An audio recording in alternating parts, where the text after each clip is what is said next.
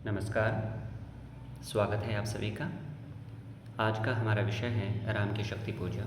राम की शक्ति पूजा सूर्यकांत त्रिपाठी निराला द्वारा रचित एक बहुचर्चित कविता है। यह एक लंबी कविता है। आज हम इस कविता की व्याख्या करेंगे। एमए के विद्यार्थियों के लिए यह कविता बहुत अधिक महत्वपूर्ण है। अगर हम प्रतियोगी परीक्षाओं की बात करते हैं तो वहाँ पर भी हम देखते हैं कि प्रायः सभी पाठ्यक्रमों में राम की शक्ति पूजा को शामिल किया गया है। तो इस कविता पर बहुत से महत्वपूर्ण प्रश्न भी बनते हैं, लेकिन सबसे पहला मुद्दा जो विद्यार्थियों के समक्ष आता है वो इस कविता की व्याख्या का होता है। तो हम सबसे पहले इसकी व्याख्या करेंगे। क्योंकि यह एक लंबी कविता है तो हम 4 भागों में इस कविता की व्याख्या आपके सामने लेकर आएंगे। आज सबसे पहला भाग लेकर मैं आपके सामने आया हूँ और इस भाग के पश्चात मैं अपेक्षा करूँगा कि आप कुछ ऐसे सुझाव देंगे जिन सुझावों के बल पर आने वाले जो भाग होंगे वो इससे कहीं अधिक प्रभावशाली हों। चलिए शुरू करते हैं आज के अपने इस वीडियो को। रवि हुआ अस्त। चलिए, कविता को पढ़ने से पहले मैं ये बात आपके सामने स्पष्ट कर देना चाहूँगा कि यह कविता राम और रावण के युद्ध के विषय में है और कृतिवास रामायण बांग्ला भाषा में जो रचित है उस कविता से यह प्रेरित कविता मानी जाती है। निराला जी ने माना जाता है कि उनसे प्रेरणा लेकर इस कविता को रचा था, लेकिन फिर भी इसमें बहुत सी मौलिकताएँ भी आपको दृष्टिगत होंगी। तो रामायण के युद्ध की, राम और रावण के युद्ध की कथा इसमें है, लेकिन युद्ध की अगर बात कहें तो बड़ा छोटा सा अंश इसमें लिया गया है। युद्ध के दौरान एक दिवस युद्ध का समापन होता है, सांध्या काल है, से रवि हुआ अस्त इसमें लिखा है कि सूर्यास्त हो चुका है। उसके पश्चात दोनों सेनाएं अपने अपने शिविर की तरफ लौटती हैं। राम का मनोबल पूरी तरह से टूटा हुआ है और वे बार बार रावण की विजय की आशंका से भयभीत उठते हैं और उन्हें लगता है कि जैसे उनकी जो सारी शक्तियां हैं वो विफल हो रही हैं और रावण की जो निश्चित है, ऐसा उनके मन में एक विचार आ चुका है। और उसके पश्चात वे अपने शिविर में आते हैं और वहाँ पर विचार मंथन होता है पूरी सभा के बीच में। उन्हें कुमारी सीता की छवि याद आती है और उनकी शक्तियाँ पुनः जागृत होती हैं और यहीं तक ये कविता चलती है।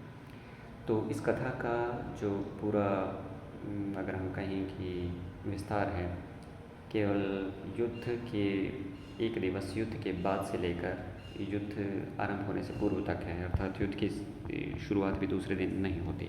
हम शुरू करते हैं इस कविता को। रवि हुआ अस्त, सूर्य अस्त हो गया, सांझ का समय हो गया, सूर्य अस्त हो गया। ज्योति के पत्र पर लिखा अमर रह गया, राम रावण का अपराजय समर आज का। ज्योति के पत्र पर, आलोक के पत्र पर अर्थात दिवस पर लिखा अमर रह गया, अमर रूप में रह गया, राम रावण का अपराजय समर। अपराजय मतलब अनिर्णित समर, युद्ध। आज जो युद्ध हुआ वह बहुत भयानक युद्ध हुआ। राम और रावण का यह युद्ध अनिर्णित रहा, लेकिन उस दिवस के इतिहास में वह अमर रूप में लिखा गया। तीक्ष्ण शर वितरित क्षिप्र कर दोनों ही सेनाओं के योद्धाओं का वर्णन करते हुए निराला जी कहते हैं कि उन दोनों ही सेनाओं के योद्धाओं ने बड़ी बहादुरी से, बड़ी वीरता से एक दूसरे को बराबर आक्रमण किए। तीक्ष्ण शर वितरित, तीखे शर बाण वितरित विधान कर, क्षिप्र कर तेज तेज हाथों से वेग प्रखर तेज गति से चलाए। उन दोनों योद्धाओं ने, दोनों ही पक्षों के योद्धाओं ने तीखी नोक वाले बाणों का संधान तेज गति से कर बड़ी तीव्रता से एक दूसरे पर चलाए। शतशैल संवर्णशील, सैकड़ों भालों को रोकने में समर्थ। दोनों ही पक्षों के जो योद्धा थे सैकड़ों भालों को रोकने में समर्थ थे। कहने का भाव यह है कि दोनों ही पक्षों की तरफ से सैकड़ों भालों को एक दूसरे के ऊपर छोड़ा गया और दोनों ही पक्षों ने सफलतापूर्वक उनका निवारण किया, उन्हें रोका। नील नभ गर्जित स्वर, और नीला आकाश उनके युद्ध के उन्माद से उत्पन्न स्वर से गर्जना करने लगा। प्रतिपल परिवर्तित व्यूह, युद्ध के समय पल पल व्यूह अर्थात सामरिक संरचना परिवर्तित हो रही थी। भेद कौशल समूह, और दोनों ही समूह कुशलतापूर्वक उसे भेद रहे थे। अर्थात पल पल व्यूह रचना परिवर्तित हो रही थी और दूसरे समूह के जो योद्धा थे कुशलतापूर्वक उसको भेद रहे थे। राक्षस विरुद्ध प्रत्युह, राक्षसों के विरुद्ध प्रत्युह प्रत्याक्रमण करते हुए क्रुद्ध कपि क्रोधित वानर विषम हु की ध्वनि कर रहे थे।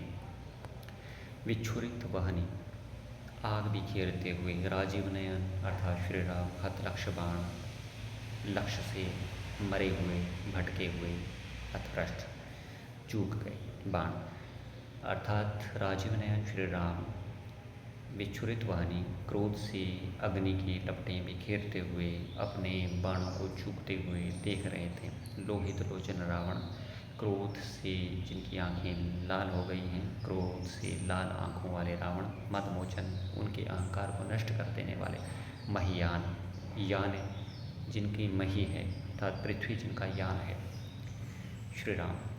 तो लोहित लोचन लाल आंखों वाले रावण और अहंकार को नष्ट कर देने वाले श्री राम का युद्ध लगातार होता रहा। राघव लाघव, राघव अर्थात श्री राम कुशलतापूर्वक प्रहार करते रहे। रावण वारण, रावण उनका निवारण करते रहे अर्थात जो प्रहार राम ने किए रावण ने कुशलतापूर्वक उनका निवारण कर दिया। गत युगम प्रहर, गत बीत गए, युगम प्रहर, युगम यानी दो, प्रहर यानी दो प्रहर, इस प्रकार से दो प्रहर दोनों को युद्ध के दौरान बीत गए। उद्धत क्रोधित, उद्धत क्रोधित, लंकापति, लंकापति अर्थात रावण, लंकापति रावण ने क्रोध में मर्दन कर दिया, कुचल दिया कपितल बलविस्तर वानर सेना के विशाल शक्ति को। क्रोधित लंकापति ने वानर सेना की विशाल शक्ति को कुचल दिया। अनिमेष राम विश्वजितव्यय शरभंग भाव, अनिमेष बिना पलक झपके अपलक राम विश्वजितव्यय विश्व को जीतने वाले दिव्य शर्यनी बाणों को भंग होते हुए अनिमेष भाव से देखते रहे। राम विश्व को विजित कर देने वाले अपने दिव्य बाणों को भंग होते हुए अपलक देखते रहे, यानी आश्चर्य से देखते रहे कि कैसे उनके पूरे विश्व को जीत लेने वाले दिव्य बाण भी भंग हुए जा रहे हैं। विद्धांग, उनके अंग विधे हुए थे, बद्ध पकड़े हुए, कोदंड धनुष को मुष्टि यानी मुट्ठी में, और उनके अंग विधे हुए थे, उन्होंने अपनी मुट्ठी में खर यानी कठोरता से, मजबूती से धनुष को पकड़े हुआ था। रुधिर स्राव, और उनके विद्ध अंगों से रुधिर अर्थात रक्त का स्राव हो रहा था। रावण प्रहार दुर्वार विकल वानर दलबल, रावण के प्रहार दुर्निवार जिसका निवारण नहीं किया जा सके, जिन्हें रोकना जा सके, रावण के दुर्निवार प्रहारों से समस्त वानर सेना व्याकुल हो रही थी, मूर्छित हो गए थे। कौन कौन? सुग्रीव, अंगद, भीषण, महाबली भीषण, गवाक्ष, ज्ञानेल, सभी योद्धा हैं वानर सेना के।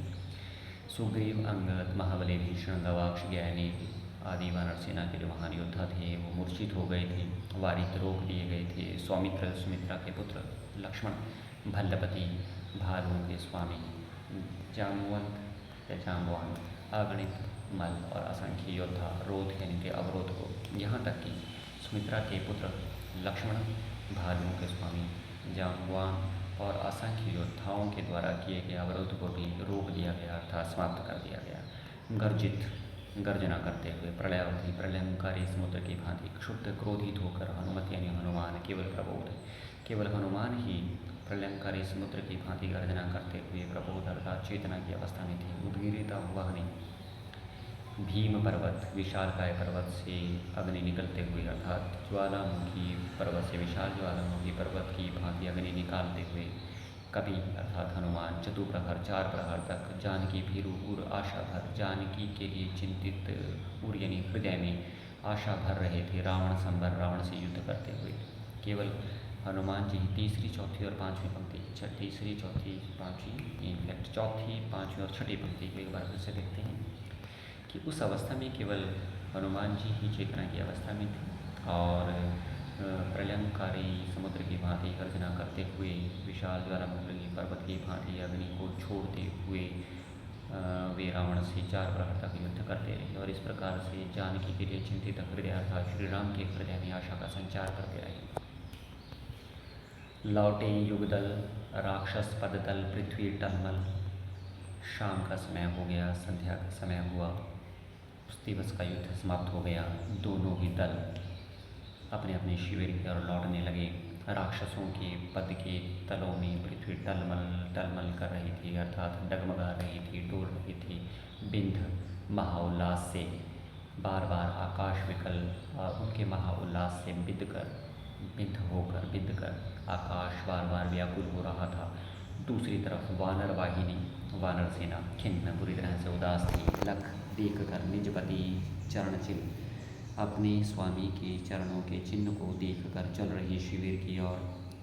स्थविर दल जो विभिन्न, जिस प्रकार से भिक्षुओं के विभिन्न प्रकार के दल बड़े शांत भाव से चलते हैं। तो तीसरी और चौथी पंक्ति में कि वानर सेना उदास थी और वह अपने स्वामी के चरणों को देखकर ठीक उस प्रकार से शांत भाव से अपने शिविर की ओर चल रही थी, जिस प्रकार से बौद्ध भिक्षुओं का दल शांत भाव से चलता है। प्रशमित है वातावरण, पूरा जो वातावरण है वह शांत है। नमित मुख सांध्या कमल, लक्ष्मण चिंता कल और चिंता के पलों में सांध्या कालीन कमल की भांति अपना मुख झुकाए हुए लक्ष्मण चल रहे हैं। पीछे वानर वीर सकल और उनके पीछे समस्त वानर सेना चल रही है। रघुनायक आगे अवनी पर नवनीत चरण, और सबसे आगे आगे रघुनायक अर्थात श्री राम अवनी पर पृथ्वी पर नवनीत चरण मक्खन के समान अपने कोमल चरणों को रखते हुए चल रही हैं। श्लथ धनुगुण है, उनकी धनुष की डोरी शिथिल है, ढीली पड़ चुकी है। कटिबंध कमर में बंधी हुई स्रस्त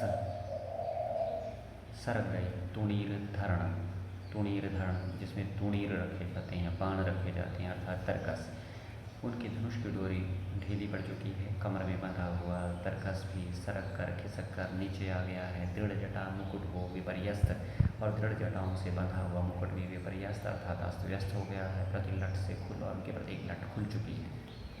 उनकी जटाएं फैला पृष्ठ पर, उनकी जटाएं खुलकर उनकी पीठ पर, बाहुओं पर, भुजाओं पर, वक्ष पर अर्थात छाती पर विपुल यानी बहुत सारी उनकी जो विशाल केश राशि है अर्थात जो बहुत विपुल जटाएं हैं उनकी पीठ पर, भुजाओं पर, उनकी छाती पर बिखर गई हैं। और यह दृश्य देखकर ऐसा प्रतीत होता है जैसे किसी दुर्गम पर्वत पर निशा का अंधकार छा गया हो। अर्थात उनकी जो जटाएं हैं बहुत अधिक काली हैं, अंधकार के समान, निशा के अंधकार के समान, और उनका जो विशाल शरीर है वो दुर्गम पर्वत के समान है। तो दुर्गम पर्वत पर निशा का अंधकार छा गया हो ऐसा दृश्य प्रतीत होता है। और उस निशा के अंधकार में किसी दुर्गम पर्वत पर जिस प्रकार से तो तारागण चमकते हैं, ठीक उसी प्रकार से जटाओं के बीच में से झांकती हुई उनकी आँखें तारों के समान दिखाई दे रही हैं। आए सब शिविर सानों पर पर्वत के मंथर, मंथर यानी धीमे धीमे चलते हुए वे सभी पर्वत शिखर पर, सानों पर शिखर पर, पर्वत के शिखर पर स्थित अपने शिविर में वापस आ गए। सुग्रीव विभीषण जाम्बवान आदि वानर सेनापति दल विशेष के विभिन्न दलों के सेनापति सुग्रीव विभीषण जाम्बवान आदि वानर वापस लौट आए। हनुमान नर नील गवाक्ष जैसे योद्धा भी प्रातः काल के रण का समाधान करने के लिए, आपस में विचार विमर्श करने के लिए फिर पहुंचाकर वापस दल आश्रय स्थल और अपने वानर दल को अपने आश्रय स्थल पर पहुंचाकर शीघ्रता से वापस लौट आए। बैठे रघुकुल मणि श्वेत शिला पर, रघुकुल की मणि अर्थात श्री राम श्वेत शिला पर बैठ गए। निर्मल जल, अगली स्लाइड में देखेंगे निर्मल जल किसके साथ जुड़ा है। निर्मल जल ले आए करपत क्षारणार्थ पटु हनुमान, और स्वच्छ जल लेकर आए। कर यानी हाथ को, पद यानी पाँव को, क्षारणार्थ धोने के लिए, पटु हनुमान चतुर हनुमान, चतुर हनुमान श्री राम के हाथ और पाँव को धोने के लिए स्वच्छ जल ले आए। अन्य वीर सर के गए तीर, और दूसरे जो योद्धा थे सरोवर के किनारे चले गए। सर यानी सरोवर, तीर यानी किनारे चले गए। संध्या विधान, संध्या काल के समय किए जाने वाले नित्य कर्म को करने के लिए, वंदना ईश और ईश की वंदना करने के लिए, और ऐसा करने के पश्चात लौटे सत्वर और तुरंत लौट आए। सब घेर राम को बैठे आज्ञा को तत्पर, और उसके पश्चात आकर राम को घेर कर बैठ गए और तत्परतापूर्वक उनकी आज्ञा का इंतजार करने लगे, प्रतीक्षा करने लगे। पीछे लक्ष्मण सामने विभीषण भल्लधीर, जहाँ पर राम बैठे हैं श्वेतशिला पर, उनके पीछे उनके भाई लक्ष्मण बैठे हैं, उनके सामने विभीषण और भल्लधीर अर्थात जाम्बवान बैठे हैं सुग्रीव प्रांत पर, और उनके पार्श्व में उनके साइड में सुग्रीव बैठे हैं। पाद पदम के महावीर, और उनके चरण कमलों में महावीर अर्थात हनुमान जी बैठे हैं। युद्धपति अन्य जो दलों के सेनापति हैं यथास्थान जहाँ भी उन्हें उचित स्थान मिला वहाँ पर आकर बैठ गए। वो निर्निवेश देखते ना, और निर्निवेश अर्थात बिना परम झपके अपलक रूप से श्री रामचंद्र जी के उस मुख को देखने लगे जो अपनी शोभा से सरोज अर्थात नीलकमल की आभा को भी जीत लेता है। नीलकमल की आभा को भी जीतने वाले श्री रामचंद्र जी के मुख को वो अपलक रूप से देखने लगे। अब वहाँ के वातावरण का वर्णन भी निराला जी ने बड़े आकर्षक व प्रभावी ढंग से किया का समय है। आकाश घना अंधकार उड़ रहा है, खो रहा दिशा का ज्ञान, दिशाओं का ज्ञान भी खो गया है। अर्थात इतना अंधकार है कि कौन सी दिशा किस तरफ है इस चीज़ का अनुमान भी नहीं लगाया जा सकता। स्तब्ध है पवन चार और पवन का संचार भी रुक सा गया है।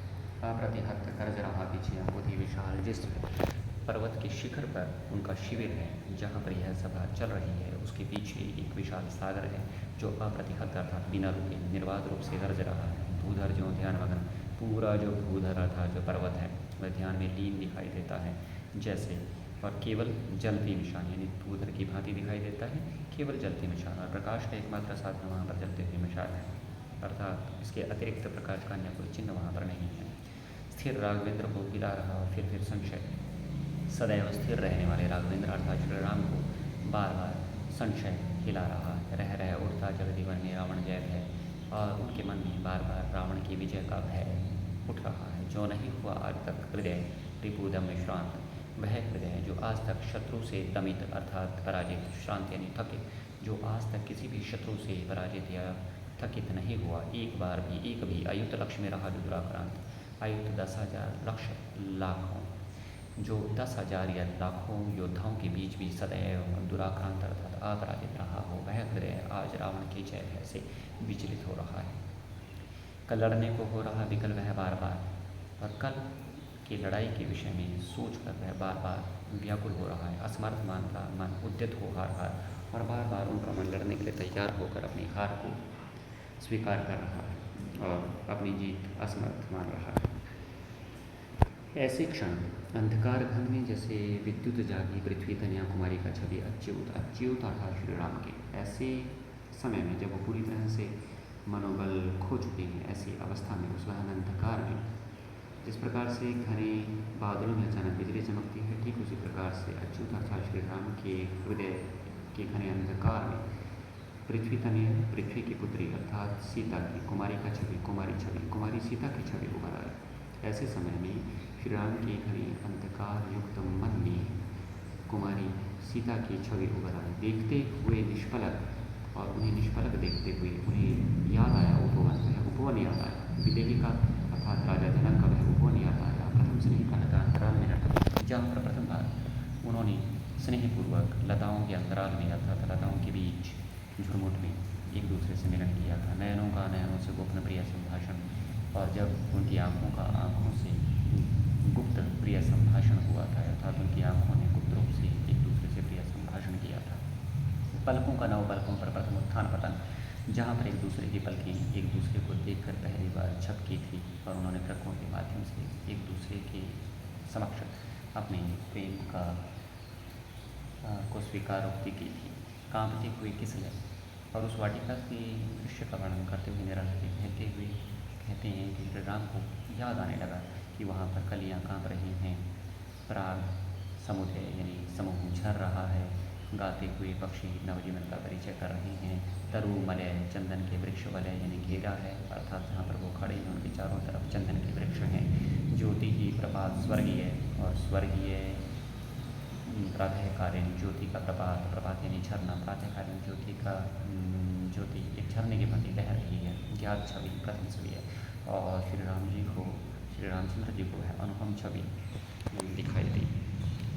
ये पंक्ति में थोड़ा सा मुझे संदेह है, लेकिन इससे बेहतर अर्थ मुझे कुछ मिल नहीं पाया।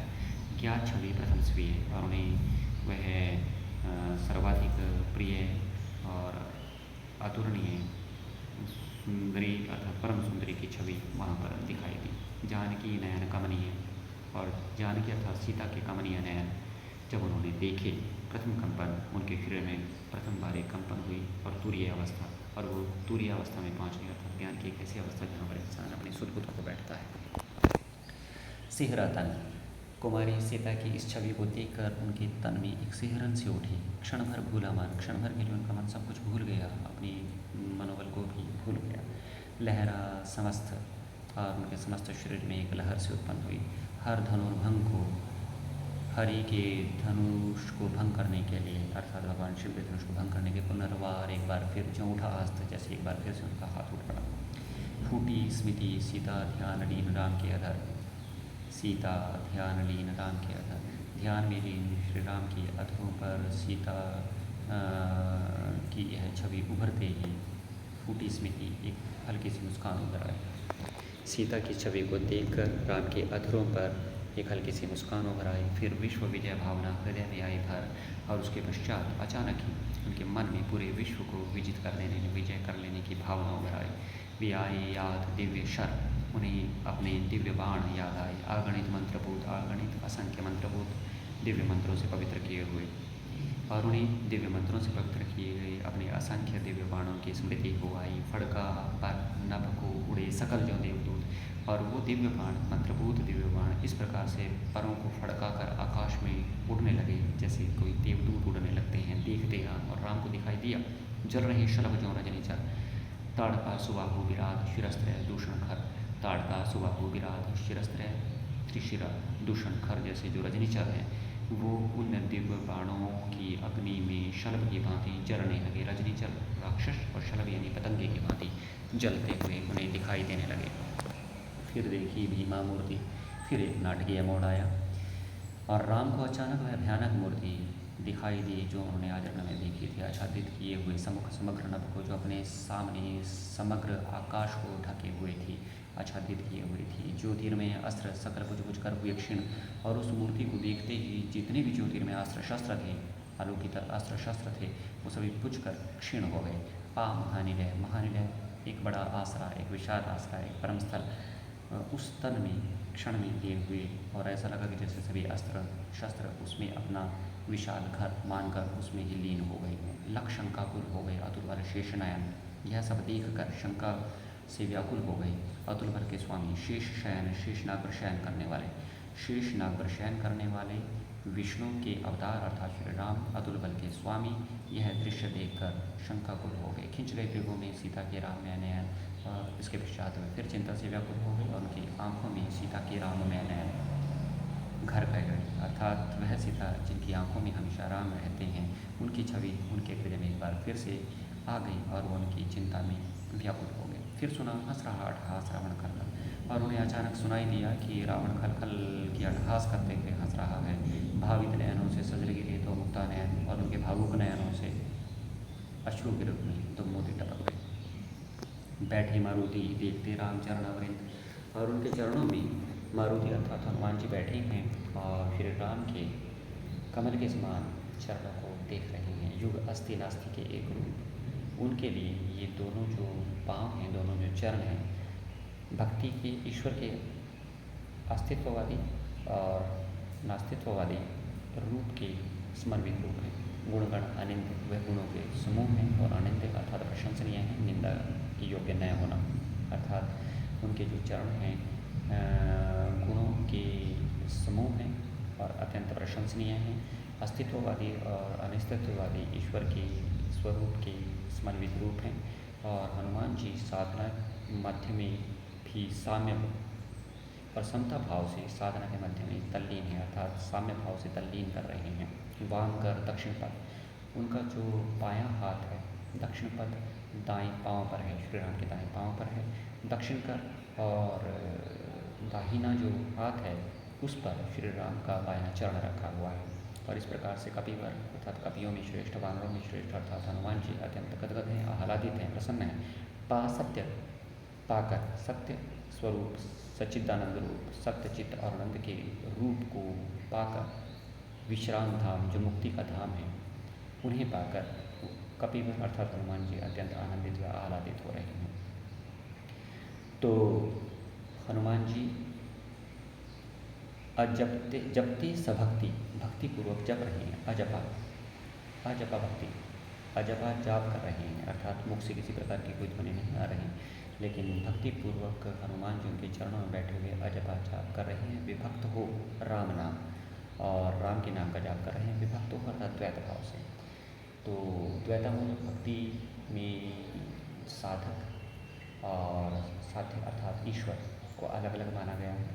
हालांकि अद्वैतवाद में माना जाता है कि आत्मा और परमात्मा एक ही हैं, लेकिन द्वैतामूलक भक्ति में दोनों को अलग अलग माना जाता है। दूसरी द्वैतामूलक भक्ति के अनुसार श्री राम को सेव्य मानते हुए और स्वयं को सेवक मानते हुए हनुमान जी द्वैत भाव से भक्ति कर रहे हैं। तीसरी, चौथी, पाँचवीं और छठी पंक्ति को एक बार फिर से देखते हैं कि हनुमान जी सत, चित्त और आनंद के स्वरूप श्री रामचंद्र जी जो मुक्ति का धाम है, उन के राम का नाम, राम के नाम का भक्ति भाव से अजप जाप कर रहे हैं। द्वैत भाव से का अर्थ है कि द्वैतामूला भक्ति के स्वरूप के अनुसार, द्वैतामूला भक्ति के स्वरूप के अनुसार राम के नाम का अजप जाप कर रहे हैं। तो इसके पश्चात तो इसके साथ ही यह आज का वीडियो समाप्त होता है। और राम की शक्ति पूजा का भाग 2 दूसरे में हम जो बाकी इसके पद बचे हैं उनकी व्याख्या करेंगे। जैसा कि शुरू में बताया गया है कि लगभग 4 भागों में हम इसकी पूरी व्याख्या करेंगे।